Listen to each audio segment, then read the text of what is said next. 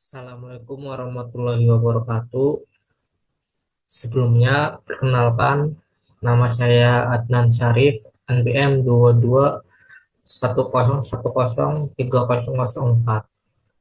Di sini saya akan mempresentasikan tentang analisis studi kasus kesalahan pemesanan di McDonald, tugas psikologi industri. Yang pertama yaitu analisis permasalahan. Jenis komunikasi yang digunakan pada studi kasus ini yaitu komunikasi interpersonal. Komunikasi interpersonal yaitu komunikasi yang dilakukan melalui saluran komunikasi dari satu orang ke orang lain.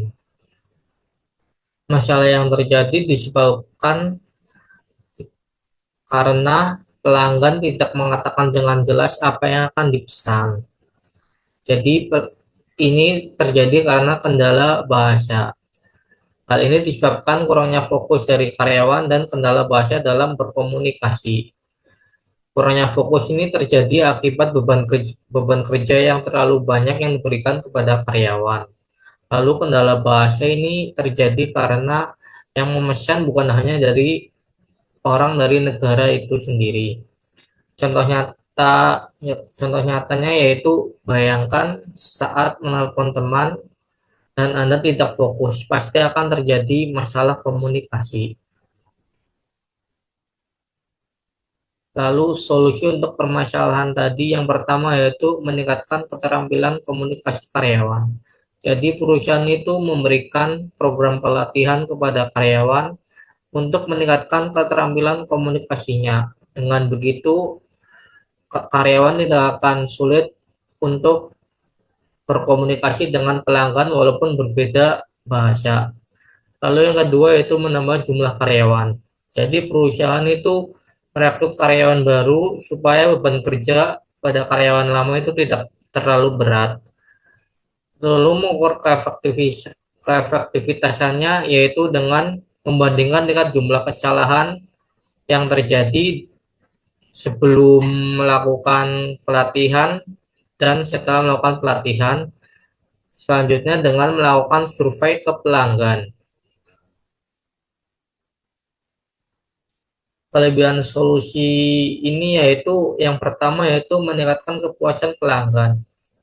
Dengan keterampilan karyawan yang sudah meningkat, otomatis komunikasi yang terjadi antar pelanggan itu lebih mudah sehingga kepuasan pelanggan itu akan meningkat.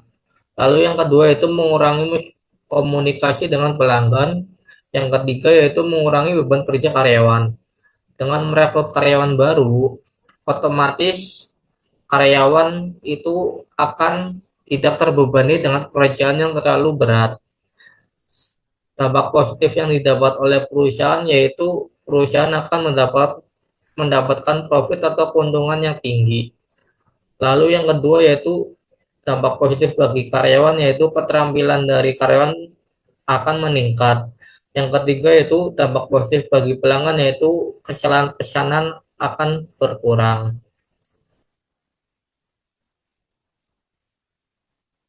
Kekurangan solusi. Yang pertama yaitu butuh waktu yang lama. Dengan program pelatihan, otomatis karyawan membutuhkan waktu untuk melakukan pelatihan tersebut. Dengan begitu, waktu yang dibutuhkan itu lama. Lalu biaya yang dibutuhkan banyak. Dengan menjalankan program pelatihan, otomatis perusahaan itu akan mengeluarkan biaya untuk program tersebut. Dengan begitu, biaya yang dibutuhkan itu akan meningkat.